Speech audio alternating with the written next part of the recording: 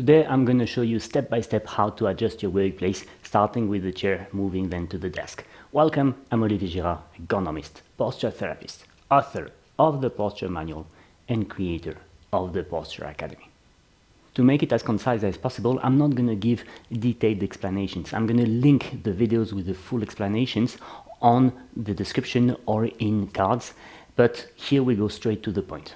Step one is you get a general impression from the chair. You see, this is clearly a chair which is reclining backwards. It's not going to bring you in direction of your desk. So when I come to my workplace, I bring it to some kind of a more neutral position. Okay, this looks more reasonable, say. Then step two, I adjust the height. So I put the chair as high as it can go. I stick my butt really into the chair and I bring it down until my heels are firmly on the ground and until I feel that the pressure line here under my thighs has disappeared. Second step, moving upwards, seat depth. For now, we're going to bring it down to the minimum. I will explain later. Then we will adjust the backrest height. To adjust the backrest height, you have different mechanisms. If it's like this with the click system, you bring the backrest all the way to the top, you stick your butt into the chair, and you bring the backrest down until it stops by itself. Why will it stop by itself? Because it landed on your belt. There are other systems like a click system where you click, click, click, click, click upwards, and when the backrest is as high as it can get, it goes down or it moves down all the way. On such systems, well, you have to go one click after the other, count the clicks, and see where you feel the maximum pressure under the belt. Third type of system, you have an adjustable lumbar support in height, so you place it directly at belt level and you adjust the depth, i.e. the pressure, in such a way that it's comfortable yet supportive, meaning it shouldn't hollow your back or create pressure point, it shouldn't let you slouch either. Then, if you're very tall, we can talk about readjusting the seat depth. How do we do that? We block the backrest and you calibrate the pressure that you feel in your lower back. If there's either too much pressure or there's a lot of space behind your knee fold, you can move the backrest by the seat pan by one click and you recalibrate. Is there still as much pressure as before? If yes, you can move one click further. As soon as you feel that the pressure, which is now the case, goes down, it means you went too far, you created a gap here, so you move back, and that is the right seat depth for you. Now let's discuss backrest and seat pan angle, starting with the backrest angle.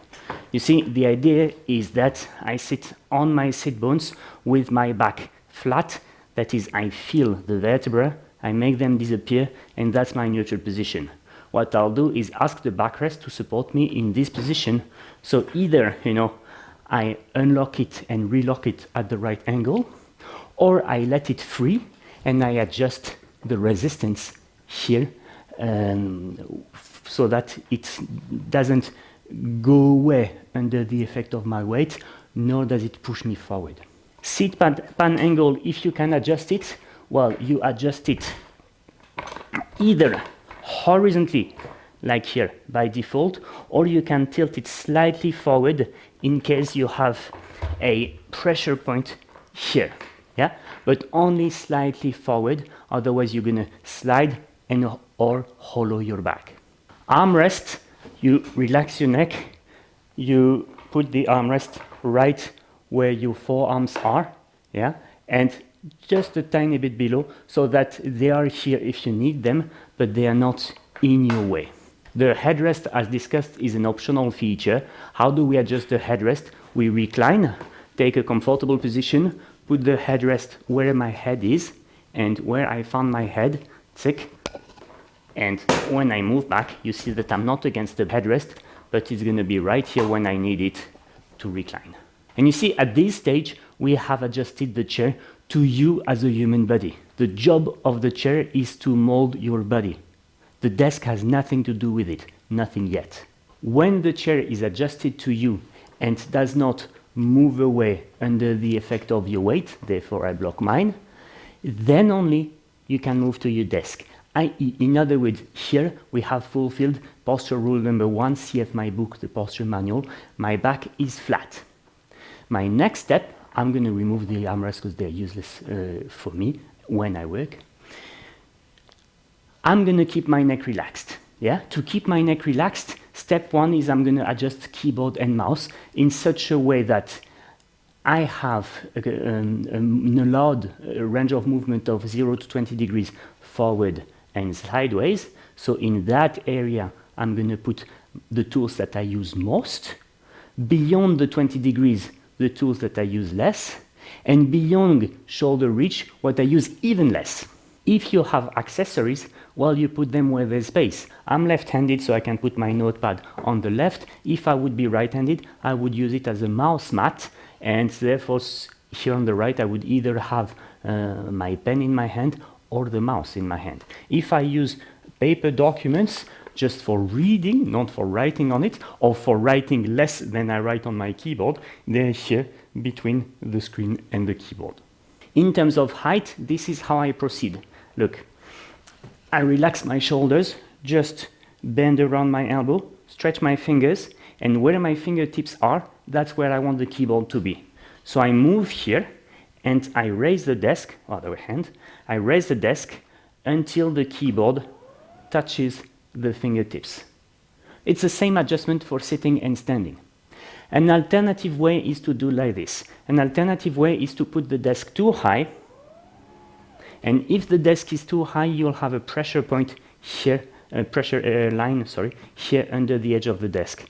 So I'm going to bring the height down until the pressure line just disappears, and when it just disappears, it means I'm at the right height. Same again.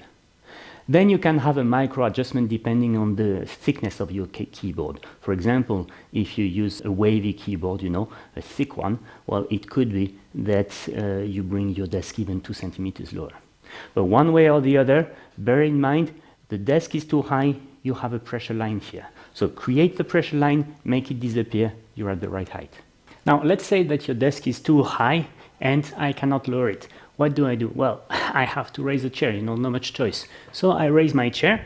Criteria is the same. I don't want to create a pressure point. So either I start too low and I stop when the pressure line arrives, or I start from the other way around. I raise the chair until the pressure line disappears. Doesn't matter. But one way or the other, I observe that my heels are not firmly against the floor anymore, and therefore I will need to raise the floor. What is raising the floor? It's putting a footrest. But the footrest being here to replace the floor, it's got to have the same properties, big, flat, horizontal. I link a video on which footrest to choose and the pros and the cons. Bear in mind, though, long story short, that a footrest is always less ideal than the feet on the ground because it's got to be a bit forward, and the more your feet are forward, the more you risk to slide in the chair. And then we can talk about screen height. Screen height, I take a horizontal line from my eyes and I make sure that the screen is below it, around 10 degrees below. What I can change though is the screen tilt. What I often see is that if you work like this, the result is clear, it's going to be that. Yeah? So you bring the screen lower than your eyes, tilted in such a way that the image is facing you, like you read your book, you know, lower than your eyes, facing you. So that's it for a workplace setup. You start with a chair in the middle of nowhere, you adjust the chair to your body, and then you move the sitting body at your desk or towards your desk, and you adjust it in a way that your neck is relaxed.